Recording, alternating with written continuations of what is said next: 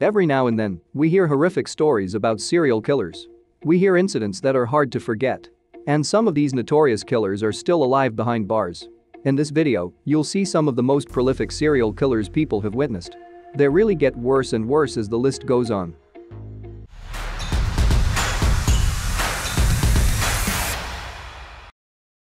First on our list is Dennis Rader BTK, also known as our BTK killer. The BTK stands for bind, torture and kill. This serial killer has killed 10 people, and it all started on the 25th of January 1974, when 4 members of a family were killed in Wichita, Kansas. The elder children of the family later found the dead bodies, and Rader confessed to killing the Otero family after his arrest in 2005. In 1977, he went for another crime and murdered 3 more women between the spring of 1974 and the winter of 1977.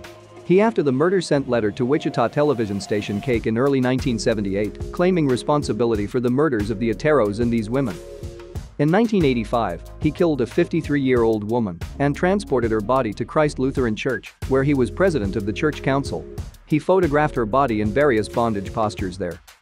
He was caught on the 25th of February, 2005, while driving near his house in Park City.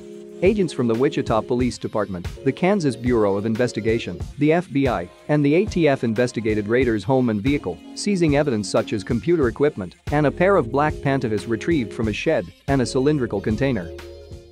Dennis Rader is currently 77 years old and is serving 10 consecutive life sentences at El Dorado Correctional Facility.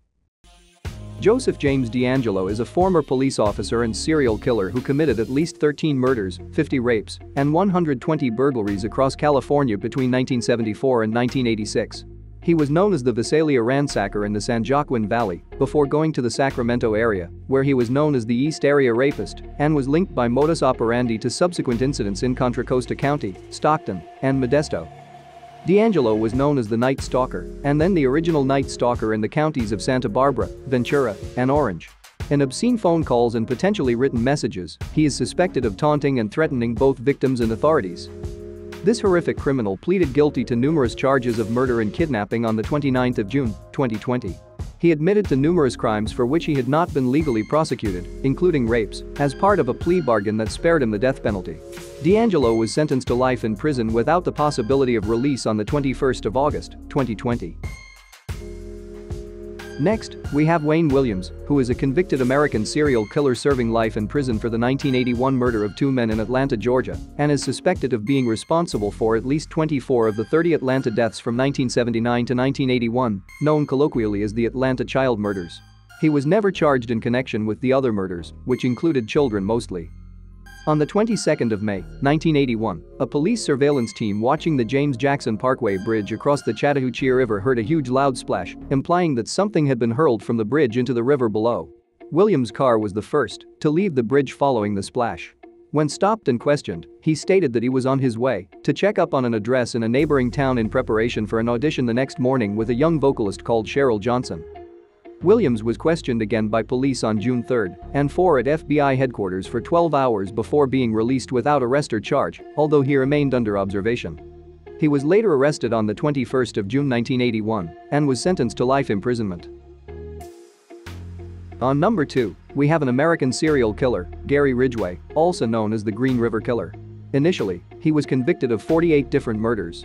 Another conviction was added as part of his plea deal, raising his total number of convictions to 49, making him the second most prolific serial killer in U.S. history based on confirmed murders. He murdered a large number of young girls and women in the U.S. state of Washington back in the 1980s and 1990s. The majority of his victims were reported to be sex workers and other vulnerable women. He strangled his victims, generally by hand, but occasionally using ligatures. He would then dump their bodies in forested and overgrown sections of King County, frequently returning to the dead bodies to have sexual intercourse with them. This notorious serial killer was arrested on the 30th of November, 2001, and he was spared the death penalty and sentenced to life in prison without the chance of release as part of a plea deal in which he pledged to reveal the locations of still missing women. Last and one of the most horrific serial killers is Charles Cullen. This American serial killer confessed to murdering up to 40 victims over his 16-year nursing profession in New Jersey. However, it became clear in subsequent interviews with police, psychologists, and journalists that he had killed many more people whom he could not explicitly remember by name, but could often remember aspects of their killings. Experts believe Cullen may have been responsible for 400 fatalities in total, making him the most prolific serial murderer in recorded history. He has a total of 29 confirmed victims. While he was working in Somerset in October 2003, a patient died of low blood sugar. The hospital immediately notified the New Jersey State Police. And Cullen's final victim was that patient. State officials chastised the hospital for neglecting to disclose Cullen's non-fatal insulin overdose in August.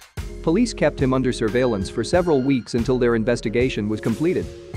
On the 12th of December, 2003, Cullen was arrested at a restaurant and charged with 1 count of murder and 1 count of attempted murder. He's held in New Jersey State Prison in Trenton and is sentenced to life imprisonment.